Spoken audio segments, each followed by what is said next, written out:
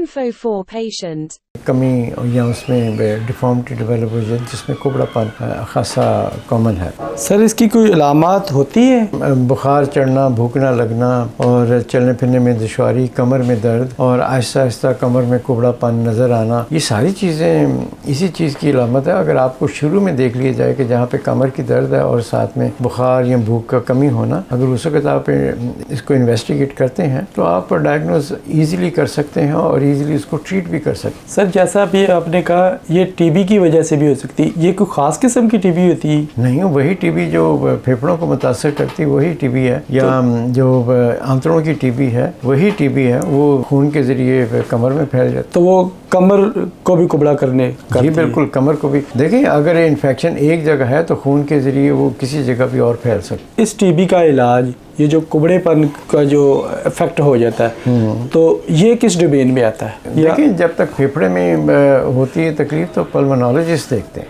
जी sir. अगर फेफड़े से निकल के बाकी किस्म में जिस्म में और फैल गई, मसलन कमर में फैल गई, तो वो हमारी डोमेन में आती है। तो उसमें उसके एक्सरे है, उसके सीटी स्कैन है, उसका MRI है, आप उससे तशखीस कर सकते हैं। खून के टेस्ट हैं चंद एक, वो कर लें तो आपको तशखीस मिल जाती है। और तशखीस अगर मिल जाए तो आप उसको बर वक्त इलाज करें तो वो ठीक हो जाता है। और सर बाज़ का देखा गया कि 40 साल या 40 साल से ज़्यादा वो भी कुबड़ेपन का शिकार हो जाते हैं। और बुजुर्गी में जो कुबड़ापन है वो मुख्तलिफ है। जी सर। जैसे अगर आप देखें कि वक्त के साथ हड्डियाँ नरम हो जाती। जी सर। जब हड्डियाँ नरम हो जाती तो उसमें इतनी सख्त नहीं रहती कि आपके चलने फिरने में जो भी आपके जो वज़न पड़ता है या मोहरों के ऊपर चलने से एक किस्म के शॉक्स डेवलप होते हैं ना, जैसे गाड़ी चलती है तो शॉक एब्जॉर्ब कर लेता है। इसी तरह इंसान में भी मोहरे जो हैं, एक तो वो सपोर्ट करते हैं, अपने हराम मगज़ को प्रोटेक्ट करते हैं, और दूसरा उसका अपना है कि एक आपका कद और उसके अलावा की जो स्ट्रेचर है उसको मेंटेन करते हैं। वो सारे का काम उसके अलावा एक शॉक एब्जॉर्प्शन भी है। शॉक एब्जॉर्प्शन हड्डियों में भी होती है और हड्डियों के दरमियान जो डिस्क है उसके अंदर भी होती है। तो वक्त के साथ साथ हड्डियाँ नरम पड़ जाती हैं,